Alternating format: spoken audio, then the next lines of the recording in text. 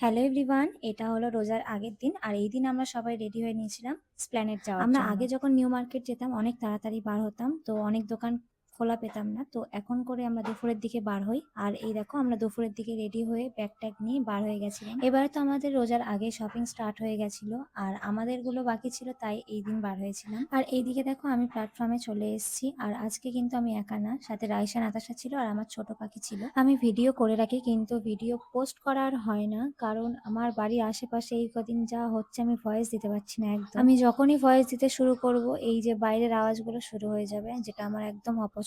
আর এইদিকে দেখো তোমাদের সাথে কথা বলতে বলতে আমি কিন্তু প্ল্যানেট চলে এসেছি। ফার্স্টেই গিয়ে রাইসার জামাটা চুজ করা হয়ে গেল। মানে খুবই সহজ ছিল, কারণ সাদা নিতে চাইছিল, তাই একটা পেয়ে গেলাম ওর মতোই যেমনটা চাইছিল। কাকি গেছিল, কাকির কয়েকটা জিনিস কেনার ছিল, কিনে আবার তাড়াতাড়ি চলেও আসবে, সেই কারণে কাকি জিনিসটা আগে কিনতে চলে গেছিলাম আমরা। কাকির যা যা কেনার ছিল সেগুলো নিয়ে বাড়ি চলে গেছি। তারপর আমার মাসির মেয়ের জন্য ড্রেস নেওয়ার ছিল, তো এই কর্সেটের দোকানে ঢুকলাম। খুব সুন্দর কালেকশন ছিল, আর একটা নিয়েও ছিল। তারপর চলে যাই আমি এই দোকানটাতে।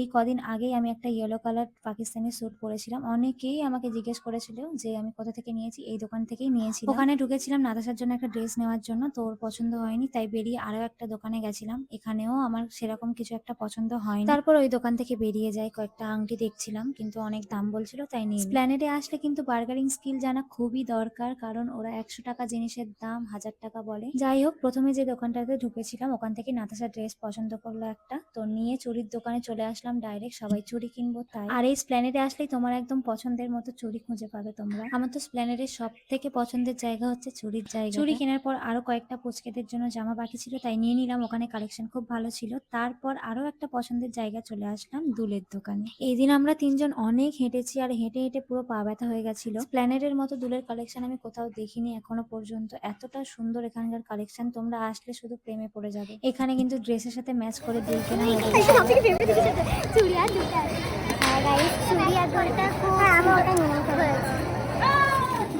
তারপর সব কেনাকাটা কমপ্লিট করে আমরা চলে যাই ফুচকা খেতে। আর এই সিরাম মার্কেটের অপোজিটে যে ফুচকাটা বসে ওটা তো আমার ফেভারিট ফুচকা। আর এই দিন শপিং এ গিয়ে কিন্তু আমি কোনো কিছু কিনিনি আমার জন্য, শুধু রাইসা নাতাশা আর পাখির জন্য একটা ড্রেস নিয়েছিলাম। আমি যেরকমটা চাইছিলাম স্প্ল্যানেডে আমি সেরকম দেখতে পাইনি, সে কারণে নিই। যতটা এনার্জি আসার টাইমে থাকে, কিন্তু যাওয়ার টাইমে পুরো নেতিয়ে যায় সবাই। আর প্ল্যাটফর্মে এসে দেখলাম মেট্রো আসতে আরো 5 মিনিট লাগবে, তো আমরা ভাবছিলাম কোথায় বসবো। লাস্টে আমি একটা ওয়েট মেশিনের ওপর বসে পড়লাম। তো এই দিনে সারাদিনটা এরকম ভাবেই কেটেছিল। ভিডিওটা কেমন লাগলো অবশ্যই কমেন্ট করে জানিও। বাই।